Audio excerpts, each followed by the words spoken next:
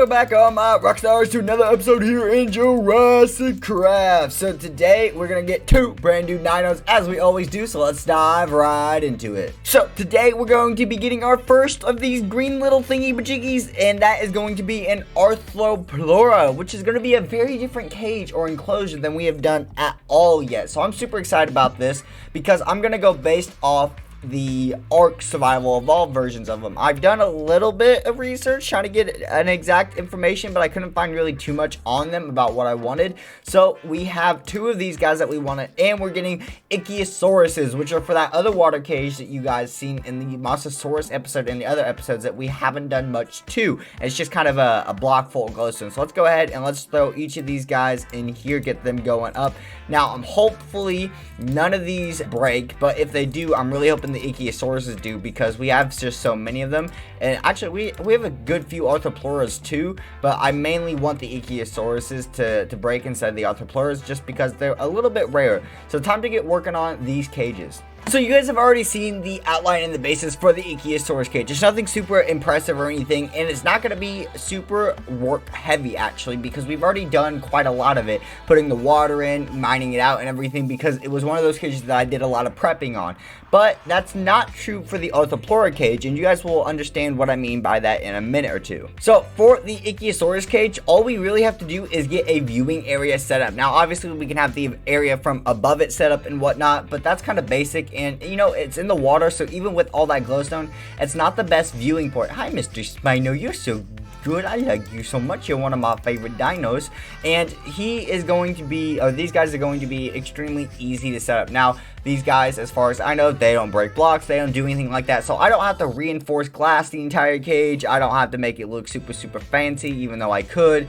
It's simply just this. This is all it is. All I need to do is make little pathways around it, which kind of sucks because we have all that glowstone set up and everything, and it's not in any real specific pattern, but it's no big deal at all. Since we already have a portion of it set up from over here, all we have to do is continue around that and go around the rest of the cage. This works out really well actually, because we already have the baseline set up here. We are on the exact bottom from working next to the Mossasaurus cage, and oh look, little Mossasaurus, and there were squids in here earlier. I could have swore, but hey, there's one of them. The other one's out of render distance or on the other side of the corner. Oh no, there they both are. Oh no, he disappeared again. So we just need to mine out a giant section of this actually, and just start working on where we want the cage to be and how we want it to set up and look, which isn't a big deal at all. This is actually going to be really easy. So a lot of the main work is going to be coming from making the pathways look nice and how far and where we want the pathways to actually be.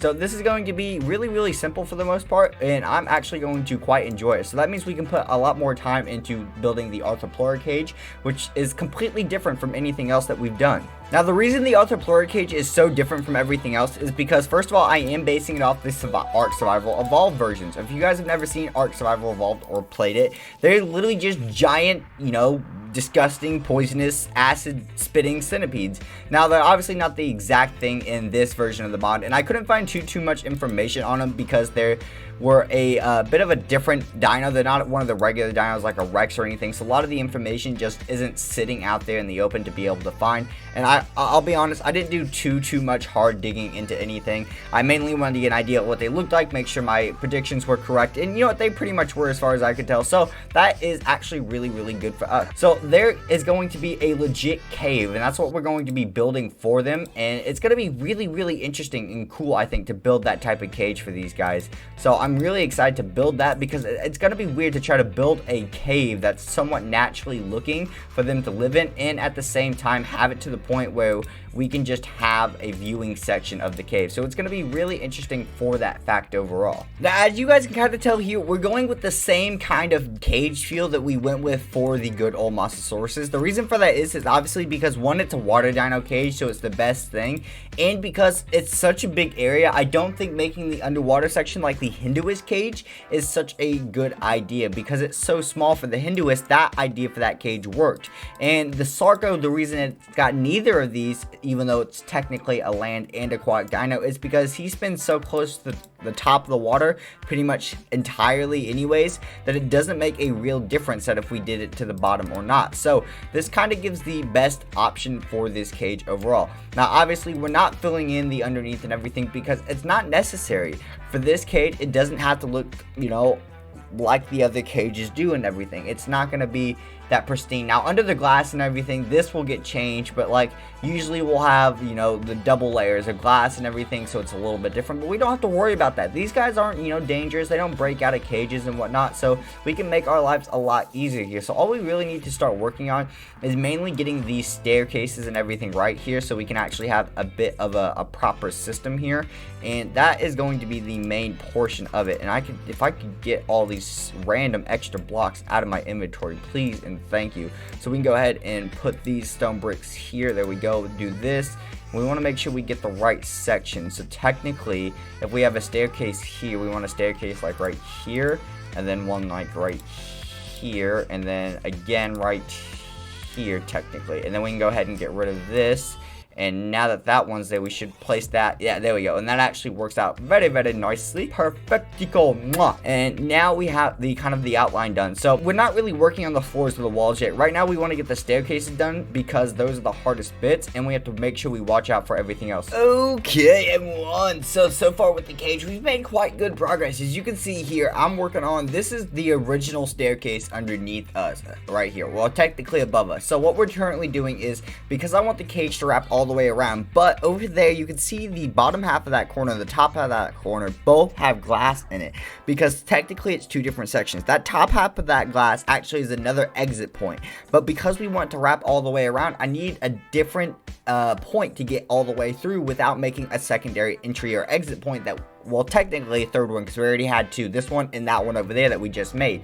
So what we're currently doing is building all the way around underneath and filling everything in. So you can see over there, I've started mining this way, but I want to come over here and start it because it would be a lot easier to stretch it over this way and whatnot, so we can make our lives just a little bit easier. So currently we're trying to get all this glass down in this section, because without the glass it makes it hard to figure out where we need to build. So if we start with the glass, it makes everything a lot easier. So let's go ahead and check out everything that we have so far before we continue building.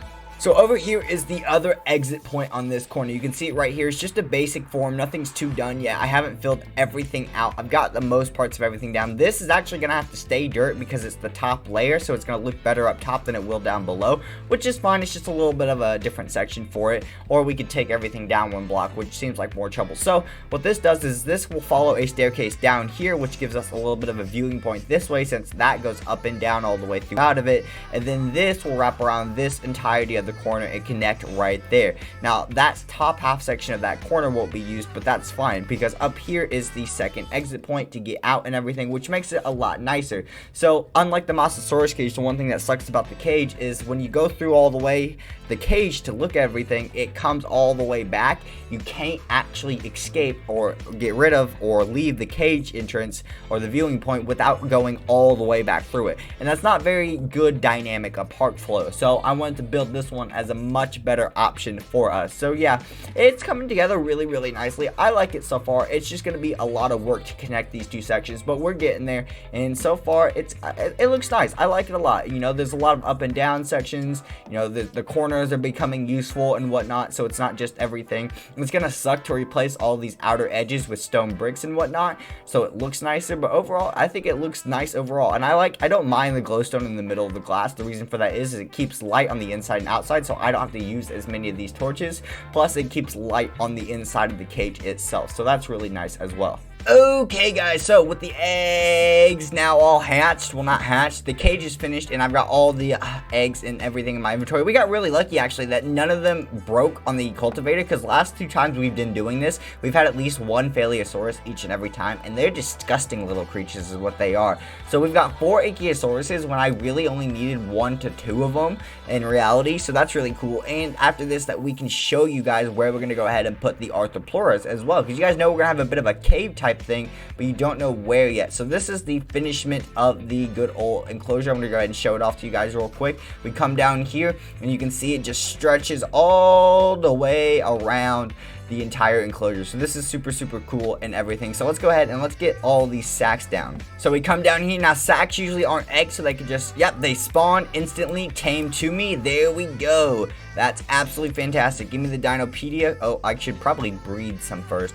Breathe, not breed. Okay, come here. They're too fast. I just want to look at you guys. Come here. Come here. There we go.